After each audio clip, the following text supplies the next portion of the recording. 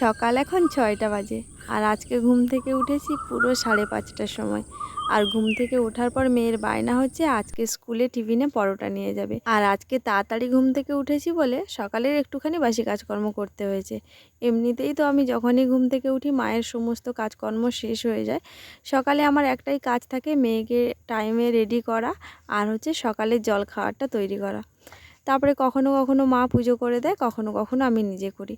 তো যাই হোক, সকালবেলা যখন উঠছিলাম মা হচ্ছে ঘর করছিল আর আমি ঘুম থেকে উঠে বাসনটা ধুয়ে দিয়েছি। তারপরে সোজা একদম রান্নাঘরে চলে এসেছি মেয়ের বায়না পূরণ করতে। 8 পিস মতো পরোটা ভেজেছি, তার মধ্যে 6 পিস দিয়েছি ওর টিফিনে আর 2 পিস হচ্ছে তোমাদের দাদাভাইয়ের জন্য তুলে রেখেছি। মানে ও ঘুম থেকে যখন উঠে তখনই ওকে দেবো। গুড ডে বিস্কুট তো খাই, তুই গুড ডে বিস্কুট খাও। দাদু তুমি কি বিস্কুট আনছো? তুমি কি বিস্কুট আনছো?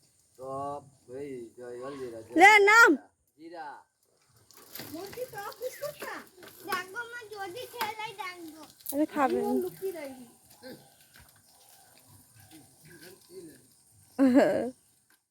মেয়ে স্কুলে বেরিয়ে যাওয়ার পর গাঁদা পাতার শরবত করা ছিল, মানে সকালবেলা বাবাকে দিয়েছে মা আর আমাদের 3 জনের জন্য রয়েছে। বিশ্বাস করো জীবনেই প্রথমবার গাঁদা পাতার শরবত খাবো, মানে পাতাটার গন্ধটা আমি জাস্ট নিতে পারি না, কি করে শরবত খাবো। মানে তোমাদের দাদাভাইয়ের বকাতে বলতে পারো, আমি জোর করে শরবতটা খেয়েছি, মাকে দিয়েছি আর এখন তোমাদের দাদাভাইকে দিলাম। শুভ সকাল আমার প্রিয় বন্ধুরা, তোমরা সকলে কেমন আছো? আশা করছি যে যেখান থেকে আমার ভিডিওটা দেখছো তোমরা সকলে খুব ভালো আছো আর সুস্থ আছো। আর আমি কিন্তু তোমাদের ভালোবাসায় অনেক অনেক ভালো আছি। মেদিনীপুর জেলার ছোট্ট একটি গ্রাম থেকে আমি মৌসুমি, আমার মৌসুমি ব্লগ চ্যানেলে তোমাদের সবাইকে অনেক স্বাগত আর অনেক ভালোবাসা জানিয়ে আজকে এখন থেকে একটি নতুন ভিডিও শুরু করলাম। সবাই পাশে থাকো, সঙ্গে থাকো, আশা করছি আজকে ব্লগটা তোমাদের ভালো লাগবে। এখন বাজে 6:40। আজকে ঘুম থেকে উঠেছি পুরো 5টার সময়, 5টা নয় 5:30টার সময় ঘুম থেকে উঠেছি। ঘুম থেকে উঠে মা হচ্ছে ঘরটা পরিষ্কার করছিল, আমি বাসন কটা ধুয়েছি। তারপরে আজকে মেয়ে নিজে নিজে রেডি হয়েছে আর ওর জন্য হচ্ছে কটা পরোটা করলাম, 8টা মতো পরোটা ভেজেছি। ওকে দিয়েছি 6টা আর রেখেছি হচ্ছে দুটো দুটো তোমাদের দাদাভাইয়ের জন্য রেখেছি। এই মাত্র মেয়ে বেরিয়ে গেল, মেয়ে বেরিয়ে গেছে 6:40 নয় 6টা ওই 35-36 এইরকম হবে। এইরকম বাবা আর মেয়ে দুজনে একসঙ্গে বেরিয়ে গেছে। আর বেরিয়ে যাওয়ার পর তারপরে ওই যে গাঁদা পাতার শরবত করে মাকে দিয়েছি, আমি খেয়েছি আর তোমাদের দাদাভাইকে দিলাম। গাঁদা পাতার শরবত এই জীবনে প্রথমবার খেলাম, মানে আমার ভীষণ পরিমাণে, মানে কি বলবো, এত গন্ধ লাগে খেতে পারি না। তোমাদের দাদাভাই বলছে খেলে কি মরে যাবে, ওই জন্য খেয়ে নিয়েছি। তোমাদের দাদাভাইকে দিয়েছি আর আমি খেয়েছি। এখন হচ্ছে ব্রাশ করব, স্নান করব, তারপরে পুজো রয়েছে আর সকালে জল খাওয়াটা রেডি করব। তারপরে আজকে তোমাদের দাদাভাই মানে এখন বলছে বাজারে নিয়ে যাবে বিকেলবেলা। প্রত্যেক দিন রোদ মানে ঝড় বৃষ্টি হচ্ছে, এই কারণে বলছে এখন তাড়াতাড়ি কাজ গুছিয়ে নাও, এখন নিয়ে যাব। আর মেয়ে তো আসবে সেই 11টার সময়, যদি বাড়ি থেকে 8টার সময়ও বেরিয়ে যাই তাহলে 11টার দিক করে বাড়ি চলে আসবো। তো যাই হোক, চলো সঙ্গে থাকো, ব্লগটা দেখতে থাকো, আশা করছি আজকে ব্লগটা তোমাদের ভালো লাগবে। সেই শনিবার থেকে বেরাচ্ছি, কেনাকাটা করতে যাব। প্রত্যেক দিন বেরাচ্ছি, প্রত্যেক দিন বৃষ্টির জন্য যাওয়াটা পুরো ক্যান্সেল হয়ে যাচ্ছে। এই জন্য গতকালকে বাবা বলছে বিকেলে না গিয়ে সকালবেলা যেও, তাহলে সকালবেলা দোকানে ভিড়ভাড়টা কম থাকে আর মেঘ বৃষ্টির সম্ভাবনাটাও অনেকটা কম থাকে। এই জন্য দেখো সকালবেলায় বেরিয়েছি। আমি তো বেরিয়ে রেডি, কিন্তু তোমাদের দাদাভাই এখনও পর্যন্ত পড়ে পড়ে ঘুমাচ্ছিল, এই জন্য বিছানাটা তুলতে পারছিলাম না। আর এক্ষুনি স্নান করে ঘরে এসে দেখি ও ঘুমোচ্ছে।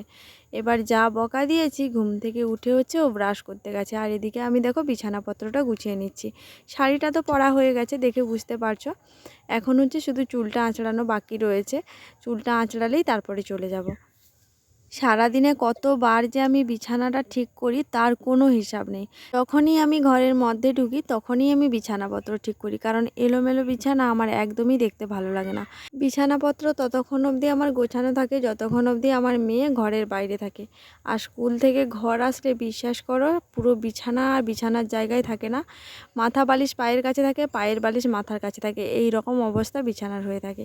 মেয়ে তো এখন বাড়িতে নেই, এখন 10টা 11টা অবধি বিছানাটা মোটামুটি বেশ ভালোভাবেই থাকবে। আর বাড়ি আসলে বইয়ের ব্যাগ ফেলে দিয়ে টিভিটা চালিয়ে বিছানার উপরে তার খাওয়া দাওয়া আর বিছানার উপরে তার যত বদমাইশি। তো যাই হোক, বিছানাটা গোছানো হয়ে গেছে, এবার ভালো করে ঝেড়ে নিচ্ছি। এবার হচ্ছে ঘরটা একটুখানি ঝাড় দিয়ে দেবো। বিছানাপত্র গুছানো হচ্ছিল না বলে ঘরটাও ঝাড় দিতে পারছিলাম না। এবার গুছানো হয়ে গেছে, এবার ঘরটা ঝাড় দিয়ে নেব। ঘর ঝাড় দেওয়া হয়ে গেছে, এবার চুলটা আঁচড়ে নিচ্ছি। চুলটাকে নিয়েই ভাবছি কিভাবে চুলটা বাঁধলে ভালো লাগবে, কিভাবে চুলটা বেঁধে যাব। এটা ভাবতে ভাবতে তারপর ভাবলাম যাকে চুলটা ছেড়েই চলে যাই। আর আজকে যেহেতু সকাল থেকে মেঘলা ওয়েদার করছে, গরম লাগবে না, এটা ভেবে চুলটাকে একটা ফুল গার্ডার দিয়ে চুলটা আটকে দিয়েছি। আর চুলটা এত পরিমাণে আমার উঠছে, আমি জানি না এটাকে কি করব। এত পাতলা হয়ে গেছে, মাঝে মধ্যে চুলটাকে নিয়ে ভাবতে থাকি চুলটার কি ব্যবস্থা করা যাবে। তো যাই হোক, সবাই তো বেরিয়ে পড়েছি, কিন্তু বেরাতে বেরাতে এদিকে অনেকটা লেট হয়ে গেছে আর সবার খিদেও পেয়ে গেছে। এই জন্য মা বলছে এত দেরি করে যখন বাড়ি থেকে বেরাচ্ছি, বাড়ি থেকে খেয়েই বেরাবো। এই জন্য প্রেসার কুকারে কয়েকটা আলু সিটি মেরে নিয়েছিলাম, তারপরে ভালো করে মাখিয়ে খাওয়া দাওয়া করে এখন আমরা বেরিয়ে পড়েছি। আমি তো রয়েছি, আর দেখো মা হচ্ছে দরজায় তালা দিচ্ছে, আর এদিকে হচ্ছে তোমাদের দাদাভাই গাড়িটা বার করেছে। এবার হচ্ছে আমরা যাব। আর আজকে যেহেতু মা আমি দুজনাই গাড়িতে করে যাচ্ছি, আর দুজনাই গাড়িতে চাপলে ভীষণ কষ্ট হয় যেতে। এই জন্য তোমাদের দাদাভাইকে বলছিলাম আজকে আমাদেরকে ভালো রাস্তা দিয়ে নিয়ে যাবে। এই জন্য একটু ঘুরিয়ে নিয়ে গেছিলো, মানে যেখানে পুরো রাস্তাটা ঢালাই। তো দেখো রাস্তার উপরে এখনও পর্যন্ত কত জল রয়েছে, মানে কিভাবে আমরা যে দুর্গাপুজো দেখব ভগবান জানে। এখনও পর্যন্ত রাস্তার উপরে এতটা জল, তার উপর তো বৃষ্টি রয়েছে পুজোতে। এই বছর আবার শুনছি মানে পঞ্চমী থেকে একদম নবমী অবধি নাকি প্রচুর পরিমাণে বৃষ্টি হবে। তো যাই হোক, এটা যে কোন রাস্তা দিয়ে তোমাদের দাদাভাই নিয়ে যাচ্ছে আমি কিন্তু বুঝতে পারছি না। এটা প্রথমবার আমি এই রাস্তা দিয়ে যাচ্ছি। তোমাদের দাদাভাইকে জিজ্ঞেস করতে বললো এই জায়গাটার নাম নাকি তেঁতুলতলা। আর এই রাস্তা দিয়ে যেতে কিন্তু বেশ মজা লাগছিল, কারণ কি বলতো, দুদিকে পুরো একদম পানের বরজে ভর্তি, আর মাঝখানে সরু রাস্তা, আর কোথাও কোথাও একটুখানি পানি ফল চাষ হয়েছে। তো যাই হোক, দেখতে দেখতে কিন্তু একদম আমি আমাদের দোকানে চলে এসেছি। দেখো আমাদের দোকানে বসে রয়েছে, আর তোমাদের দাদাভাই দোকানের ভেতরে রয়েছে। তারপর ওখান থেকে মা আর আমি দুজনাই বেরিয়ে চলে আসলাম একটা দোকানে, মানে কাপড়ের দোকানে। এর আগে কিন্তু 3-4টা দোকানে গিয়েছি, কিন্তু ওখানে না পছন্দ হয়নি, তাই শেষমেশ এখানে এসে উঠলাম। দেখা যাক এখানে কীরকম কী জিনিসপত্র আছে, তারপর কেনাকাটি করব। এখন একদম আমরা ওপরের ফ্লোরে যাচ্ছি। এখানে শুধু বাচ্চাদের জিনিসপত্র আছে, মানে শাড়ি দেখার জন্য নিচে আসতে হবে। আর বাবা তো আগেই চলে এসছে, বাবা এসে মেয়ের জামা পছন্দ করে রেখেছে, আমাদেরকে দেখাচ্ছে। তারপর আমি এসছি, তো দেখা যাক কোনটা পছন্দ হয়। যেটা পছন্দ হবে ওটাই নেব। এর আগে অনেকগুলো দোকানে ঘুরেছি, আর ভালো লাগছে না। বাবা আর মা হচ্ছে মেয়ের জামা পছন্দ করছে, আর আমি দেখো এদিকটায় এসছি। কত সুন্দর জামা, মানে এখানে আসলে পছন্দ হয়ে যাবে। পছন্দ না করে এখানে কেউ বেরাতেই পারবে না। যত কালেকশান আছে এক ধার থেকে সব দেখাতে শুরু করবে। মেয়ের জন্য জামা নেওয়া হয়ে গেছে, তোমাদেরকে দেখালাম না, একদম বাড়ি গিয়ে দেখাবো কি জামাটা নিয়েছি।